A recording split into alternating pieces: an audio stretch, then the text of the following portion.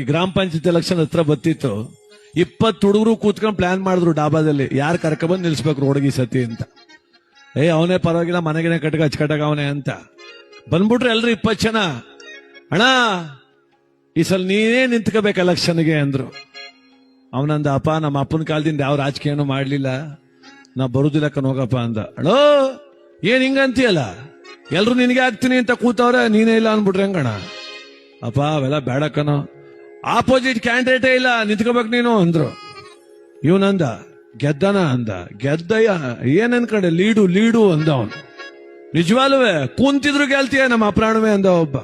ಅವನ್ ಹೆಂಡ್ತಿ ಅಂದ್ಲು, ಐಕ್ಲು ಮಾತು ಕೇಳಬೇಡ, ಯಾಕೂಟ್ ಹೋಯ್ತೀಯ, ಸುಮ್ನಿದ್ ಬಿಡು ಅಂದ್ಲು ಅವಳು. ಸುಮ್ನಿರೋ, ನಿಂಗ್ ಗೊತ್ತಾ ಹುಡುಗರಿಗಿಂತ, ಅಲ್ಲ ಈಗೇನ್ ಬೇಡ ಅನಿಸ್ತದೆ ಕಣಪ್ಪ ನನಗೆ ಅಂದ. ಹೇಳೋ ಮುಂದ್ಲೋಸ್ಕೆ ನಿನ್ ಮಗಳು ಮದುವೆ ಮಾಡಬೇಕು, ಲಗ್ನ ಪತ್ರಿಕೆಯಲ್ಲಿ ಗ್ರಾಮ ಪಂಚಾಯತ್ ಅಧ್ಯಕ್ಷರು ಅಂತ ಹಾಕ್ಸರೆ ಯಾರ್ಗಣ ಗ್ರೇಡು ಅಂದ. ನಿಜ ಅಲ್ವಾ ಅಂದ. ಗೆಲ್ತೀನಲ್ವೇ, ಕೂಂತಿದ್ರು ಗೆಲ್ತೀಯ ಬಾ ಅಂತ ಕರ್ಕೊಂಡು.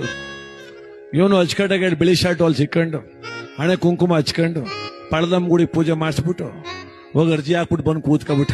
ಇಬ್ರು ಬಂದ್ರು, ಅಣ್ಣ ಕುಂತ್ಕೊಬಿಟ್ರೆ ಆಗುದಿಲ್ಲ, ಹೊಸಿ ಓಡಾಡಬೇಕು ಅಂದ ಒಬ್ಬ.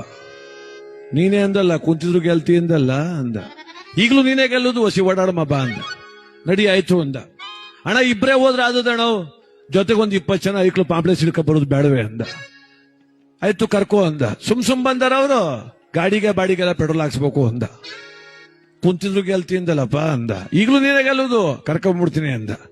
ಆಯ್ತು ಬಿಡಪ್ಪ, ಒಂದು 20,000 ಖರ್ಚಲ್ವ ಮಾಡ್ತೀನಿ ಅಂದ. ಆಯ್ತು ಎಲೆಕ್ಷನ್ ಇನ್ 3 ದಿನ ಅಂತ ಒಬ್ಬ ಬಂದ. ಅಣ್ಣ ಈಗ ಮಾತ್ರ ತಲೆ ಕೆಟ್ಟೋಯ್ತು ನಂಗೆ ಅಂದ. ಯಾಕಪ್ಪ ಅಂದ.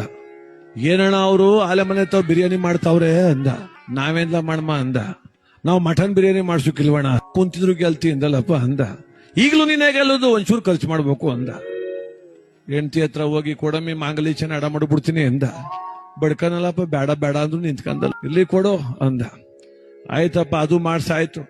ಎಲೆಕ್ಷನ್ ನಾಳೆ ಅಂತ ಒಬ್ಬ ಬಂದ. ಅಣ್ಣ ನಾನು ಮಾತ್ರ ಹೆಚ್ಚು ಕಮ್ಮಿ ಆದ್ರೆ ಊರ್ ಬಿಟ್ಟು ಹೊಂಟೈತೀನಿ ಅಂದ.